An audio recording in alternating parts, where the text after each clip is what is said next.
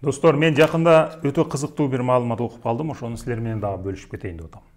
Адам баласынын бул дүйнөгө жаратылганына болжол менен акыркы маалыматтар боюнча 250 миң жыл болду дешет. 250 миң жыл мурда адам баласы бул дүйнөдө жаратылган деп билинет экен.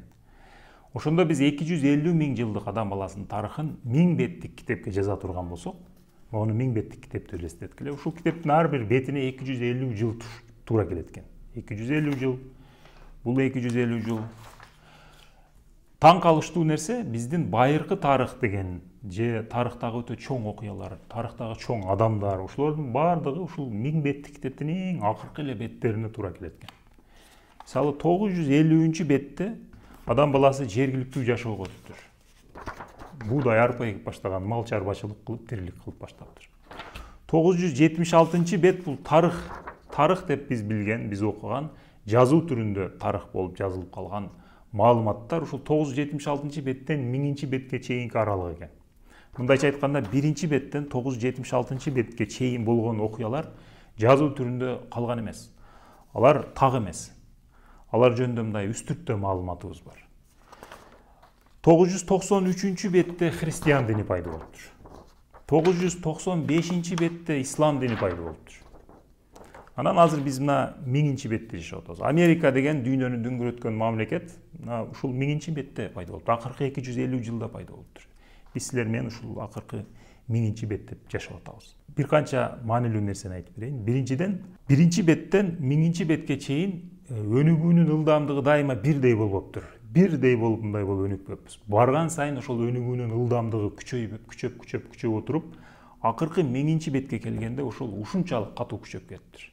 Ошондо азыр биздин жашообузда бар болгон үйүбүздөгү холодильниктен, душтан баштап көчөдөгү машинелер, поезд, самолет жана башка, интернет, колуңардагы телефон жана башка, ушунун бардыгы, көпчүлүгү, дээрлик бардыгы ушул акыркы 1000-бетте жасалыптыр.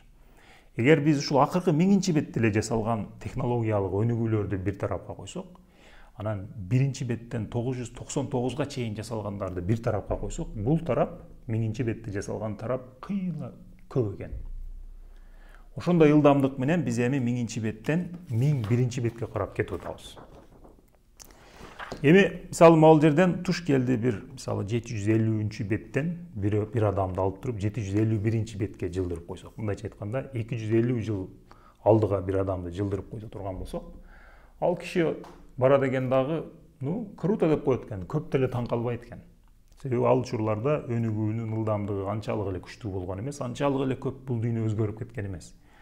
Бирок ошол 1000-бетке жакындаган сайын, мисалы 997-ден бир адамды 998-бетке жылдырып койсок, шок болуп баштайт экен. Себеби өнүгүүлөр күчөп кетти. Айрыкча 999-беттен бир адамды 1000-бетке алып келип койсок, мындайча айтканда азыр биздин заманыбыздан 250 жыл артка барабыз, бир адамды алабыз дагы биздин заманга алып келип койсок, бул китептин авторунун сөзү боюнча ошол киши ушунчалык шок болуп, ушунчалык таң калып, азыркы заманды карап, өзгөрүүлөрдү карап, ал киши өлүп калышы мүмкүн экен. Буга ишенбешиңер мүмкүн, бирок ушул киши ошентип айтып атат. Эми мындан ары биз мына 1001-бетке карап кетип атабыз. Өнүгүүнүн ылдамдыгы дагы күчөп кетип атат. Эми силердин бирөөңөрдү алдык дейли дагы. Мына азыр мындан 250 жыл алдыга алып барып таштап койдук. Кандай бир дүйнө болот деп элестетесиңер?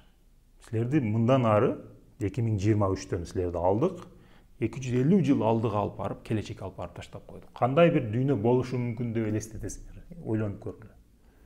Өзү келечекти прогноз кылуу адам баласынын колунан келбеген иш. Бирок могул жерде жазылган маалыматтар боюнча эки экстремальный вариант болушу мүмкүн экен. Бул дүйнө же бейишке айланат, же тозокко айланат. Ортодогу варианттар дагы болушу мүмкүн, бирок ошол экөө жөнүндө айтып берейин. Кантип бейишке айланат? Эгер адам баласы жоопкерчиликтүү мамиле кыла турган болсо, ошо билимин, акылын туура жакка колдоно турган болсо, медицина өтө өнүгүп кетет. Азыркы учурда бар болгон оорулар кескин түрдө азайып кетет, адам баласынын өмүрү узарат.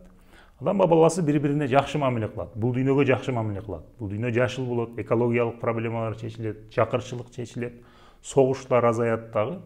Бул дүйнө жашоого ушунчалык ыңгайлуу, сонун бир жерге айланып калат.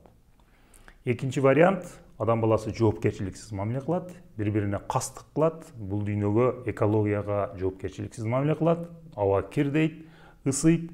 Бул дүйнө жашоого ушунчалык ыңгайсыз бир жерге айланат. Мүмкүн азыр бар болгон ядролук курал жарактар, адам баласы бири-бирине каршы жараткан ошол курал жарактар, ошол технологиянын, ошол билимдин жардамы менен ушунчалык өнүгүп өсүп кетет дагы, ошолорду бири-бирине каршы колдонот. Анан өзүнүн колу менен, өзүнүн билими менен, өзүнүн күчү менен адам баласы өзүнүн тукумун курутуп, бул дүйнөдөгү бир эле өзүндү эмес, жаныбарлардын да көпчүлүгүнүн түрүн жок кылып салышы мүмкүн экен. Ушундай эки вариант, булар эки эң уч варианттар, ортодогу варианттар дагы болушу мүмкүн. Мен силерге ушундай кызыктуу, мен үчүн кызыктуу бир маалыматты силер менен бөлүшүп кетейин дедим. Силер кандай деп ойлойсуңар? Өзүңөр дагы ойлонуп, изилдеп көргүлө, кааласаңар пикирлерге жазгыла. Анда кийинки видеолордо жолукканча.